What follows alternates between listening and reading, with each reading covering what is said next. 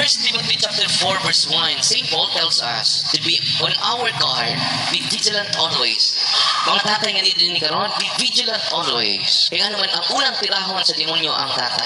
Una ang mga tatay karon, ulihan nila ang ilang panahon sa devotion sa bisyo. Okay? Taas sila sa panahon sa bisyo, pero nga sila yung panahon ni Kristo. Ano naman, iyang atakihon ang head of the family. Ano naman ito ang head na ma-destroy, walang divorce ron, ang head na yung target na. Hindi naman siya kaprotekta sa family. Ano naman, bungkag yung family. Ang unang nabungkag, ang tatay. Kaya mo ang haligi sa panimalay. Ang nanay, maoy, ilaw ng tahanan. Hindi na siya kailaw. Yan naman, natumpagan sa haligi. Kapiit sa haligi.